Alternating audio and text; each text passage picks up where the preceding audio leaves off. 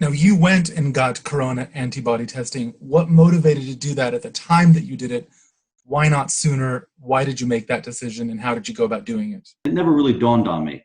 What happened was I went for an annual physical. I go every single year for an annual physical. And as I attended my annual physical, I said to my doctor, I said, "You're going to draw blood for me. Is there any chance that you can test my blood for the corona antibody?" And he said, "Why?" I said, "Remember how sick I was back in November? It just wasn't right. It was not the flu. I know it wasn't the flu. It certainly wasn't my allergies or my sinus infections." And I said, "Then can you please test for it?" So he does the blood test, and it's a rapid test. So they call it a whole blood test. It's got serum, and it's got a baseline, and it's from a very, very reputable company.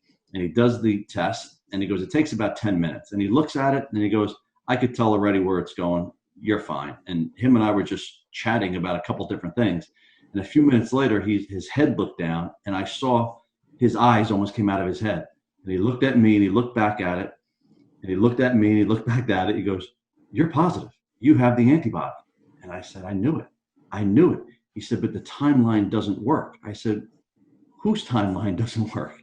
You can't tell me that I wasn't sick." So I have to ask you, because I'm sure you've heard the response from cynics. You've touched on some of them. Scenario A, you had this in November, showed very significant symptoms before the timeline that is generally accepted by most experts and understood by most experts. Or B, you contracted an asymptomatic version in January when it was known to have been in the US. I want to be clear for our viewers.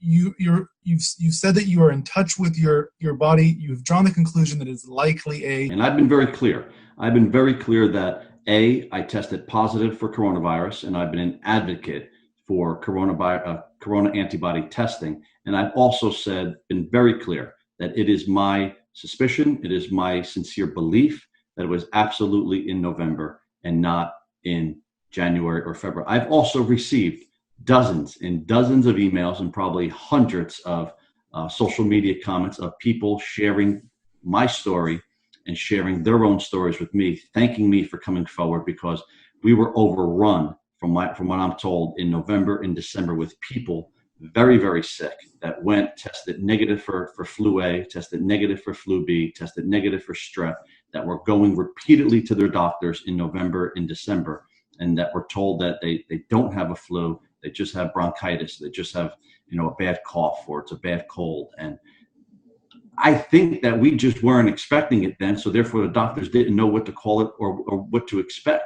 I by no means in saying that I'm a doctor and saying that I have proof positive, but it's very, very, in my opinion, it's extremely likely, based upon my own evidence, based upon my symptoms, based upon my timeline, and based upon the hundreds of other people who also believed they were very, very ill at that time period. Executive Director of the American Public Health Association said it might be plausible, but it's not likely.